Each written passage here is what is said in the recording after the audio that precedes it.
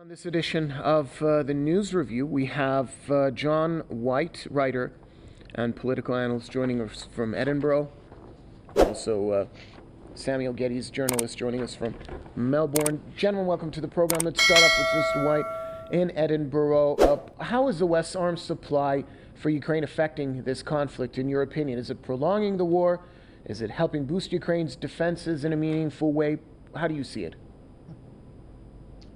Well, first of all, thanks for having me. It's doing both of those things. The first and foremost, the priority for the West is clearly to prolong the war as long as possible in order to deplete Russian military forces in Ukraine. And Joe Biden and his counterpart in London, Boris Johnson, are willing to fight to the last drop of Ukrainian blood in order to do so. It's only prolonging the inevitable, however. The Russians are about to embark on its major offensive, which is major strategic objective throughout this conflict, which is to take the Donbass. And they've surrounded the bulk of Ukraine's armed forces there in around 40,000 men. And so that's going to be a major offensive. And once they bring their firepower to bear, no matter the cost, given the statements and the sentiments expressed by President Putin recently on the necessity for this conflict, then the Ukrainians will lose at huge cost. And the only strategy that Mr. Zelensky has at this juncture is to try and drag the West into direct military conflict with Russia. And I think this is the source of the claim of chemical weapons being used in Mariupol by Russian forces against the last holdouts of the Azov neo-Nazi battalion there. Samuel, some NATO members fear that supplying Ukraine with heavier offensive arms could lead to direct confrontation with Russia. Do you see it in that light as well? Are those fears justified? Well, I think they certainly are justified if Russia were to end up targeting those arms transfers, which would obviously involve the risk of killing citizens of NATO member countries. Then yes, that would be an extremely dangerous escalation, as well as echoing what John said about principally the United States wanting to prolong the conflict, obviously for geopolitical reasons in terms of weakening Russia and bleeding it dry.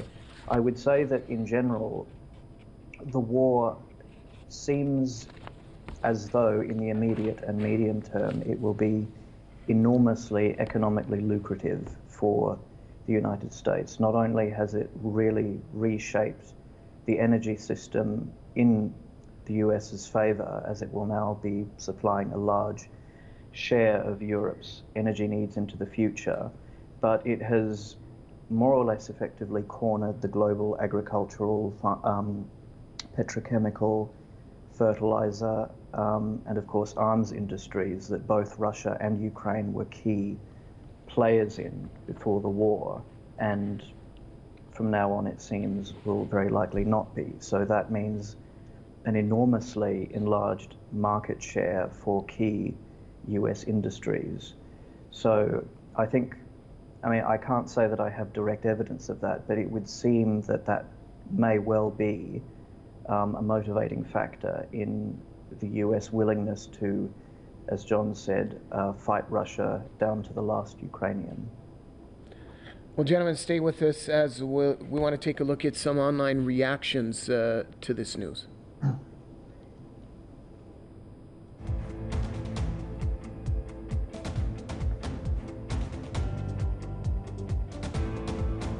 Reactions from the first user, Representative Press, writes, "There's no winning for Ukraine. More weapons are going to get more people killed. Ukraine should accept Russia's conditions to end the war. That's the only path that will save the most lives."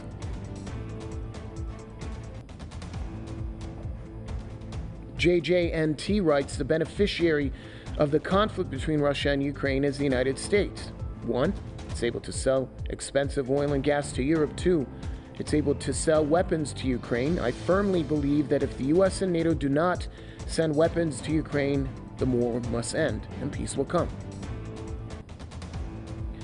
And our last reaction, Tintin in the Land of Soviets writes, "Ukraine has the right to have whatever weapons it wants. Russia promised Ukraine territorial integrity for dismantling their nukes. Russia broke that promise. Now Ukraine shall have the right to bring nuclear capabilities back and aim them at Kremlin."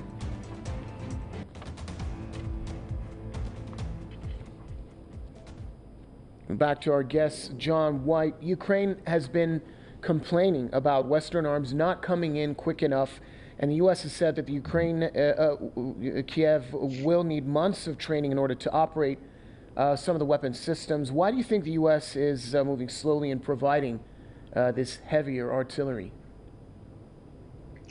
Well, it's not an easy thing to do logistically. There's also various checks and balances that have to be met. There's a system of process that have to be signed off by various departments. They are funneling weapons in at quite an impressive speed, or have been. And I think the ante will be up with the start of this major Russian offensive in the Donbass. Boris Johnson, when he was in Kiev recently to visit Mr. Zelensky, promised 120 British armoured vehicles, and that's going to involve Ukrainian forces who are going to be operating those vehicles, travelling to the UK to learn how to operate them. Some of this equipment is very technically advanced and needs some training, and in some respects up to a few months training. So it's interesting to see how the American, in terms of their intelligence, believe this war is going to go. They obviously think they're in for a long war in the Donbass, and they will have time to train up the various Ukrainian servicemen and people who are going to be operating the equipment that they are intent on supplying. I don't know where the American intelligence get their sources from. I think there's been a lot of misinformation coming from the West about the supposed failure of this Russian offensive or Russian military operation or campaign. I don't think Russia ever intended, for example, to take Kiev as stated. I think the objective there was to pin down Ukrainian forces in and around Kiev so that they could not reinforce the bulk of the Ukrainian army deployed in the Donbass as the Russians set about systematically encircling it. They've now done that, and as I said, they're ready to embark on a huge military offensive. But one of the major issues, and my interlocutor there was very eloquent in establishing the economic impulse and the fact that America now enjoys geopolitical dominance over Europe in a way it has not for some years, is the NATO factor. We heard only a few months ago, Emmanuel Macron was talking up the idea of a European Union separate, independent military force. That's going to be blown into the water after this. NATO has now come back to the fore, and this will cement NATO's status within the Western military and security apparatus as a tip of the spear of Western hegemony. And Samuel, one last question for you. What are your predictions for the battle that is looming for the Donbass region in the east? Will Ukraine be able to hold off or repel Russian forces there? Well, I think in being so far removed from it, I would say that my gut feeling is probably that Russia will ultimately achieve its objectives, but by incurring a significant loss. I find John's suggested explanation as to the apparent failure interesting and certainly plausible. I wonder, I think it probably remains to be seen whether it was all part of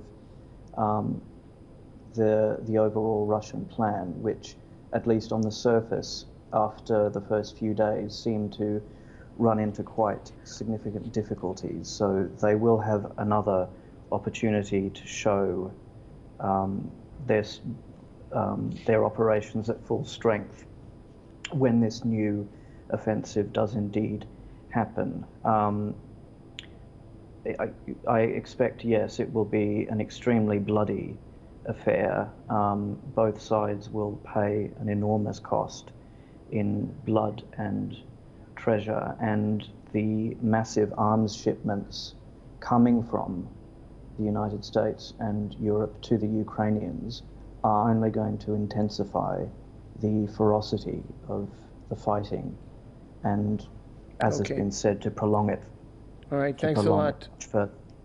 Thanks a lot, gentlemen. Writer and political analyst John White joining us from Edinburgh, and thanks to journalist Samuel Geddes joining us from Melbourne. With that, it brings us to an end here on this edition of the News Review here on Press TV, but do stay tuned. There's plenty more to come. See you in a bit.